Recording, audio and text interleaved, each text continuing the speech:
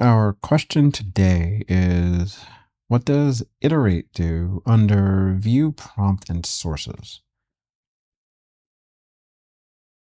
So what it lets you do is you can start from the prompt of an existing artifact instead of starting from a blank prompt, if that makes sense.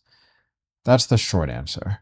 For the long answer, I'll just go start at the beginning and then we'll just go all the way.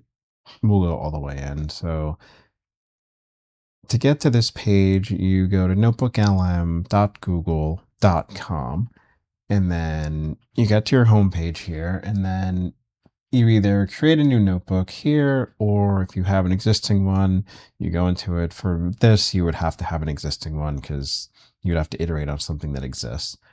So I'll go into the trigonometry notebook here, and then you have to add at least one source, which you do here, and then you pick wherever it is, et cetera, et cetera. And then you have to have at least one source selected.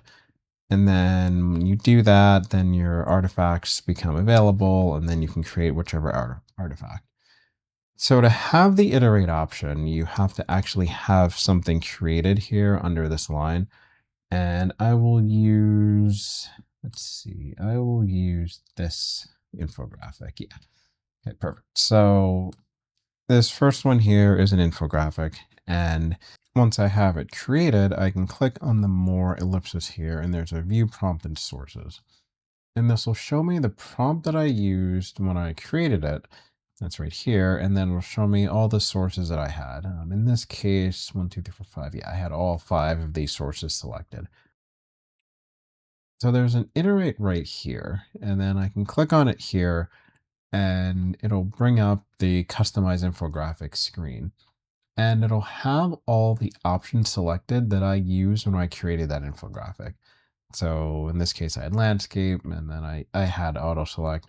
I didn't really customize this one that much, but if I had chosen, a different visual style, and maybe I chose instructional, like this would be selected here, and whichever options I had selected, it would still have those. And then here it has my prompt is right here. So just to contrast that, if I was just doing a regular infographic, it would look like this. And then like these are the default options. And this is a suggestion, but you can see it's actually, it's a little bit lighter color gray, where it's like once I start typing, it gets darker. So this is actually a blank area. So that's kind of the difference between just starting blank and then starting when you already have something. So the other way you can see this is if I go into the actual infographic, and I can look at this, and I had asked for a cheat sheet for trigonometry, and it created these sections. And then the view prompt and source is also right here. So you have view prompt, and then in this case, 5 sources. So I click on that. It's a very similar screen to what you saw before. It's like, here's my prompt. And this is a pretty short and simple prompt, but this could be much longer and much more detailed prompt. And then it has all my sources. So let's say that like I was looking at this and I was like, okay, this is mostly good, but it's missing another section that I needed to study for whatever test I have coming up.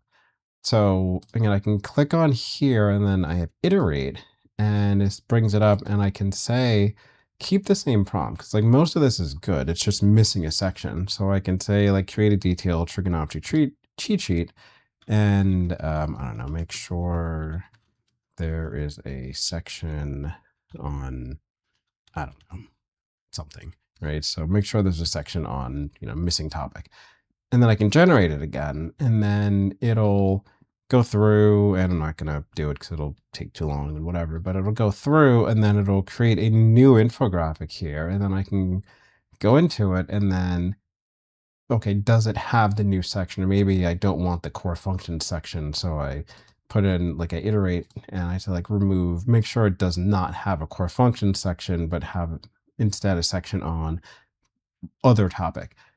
And then every time I iterate, it'll create a new infographic, and then I can look at it and then either keep it or iterate again. But again, it just basically lets me start from a known good point, or a known point. It might not be good, but it's just like I can have an artifact created, and then I can go into it and I can start with the prompt that I had, and then I can iterate on that and just go in and change something, add something, remove something, instead of just starting with a blank prompt. So that's what iterate does under view prompt and sources. And again, you can do it once you have an artifact created. You can click on the more ellipsis and then do view prompt and sources from here, or with the artifact open, you can find the view prompt and whichever number of sources you have. That could be, it's going to show up in a little bit of like different places depending on the type of artifact. So like this is a data table, and it's like view prompt and 4 sources right here. So you might have to like look around a little bit just to find it. It's usually going to be kind of in the top left, but there'll be some kind of link with view prompt and some number of sources. And yeah, that's it. So hopefully that answers your question, and we'll see you next time.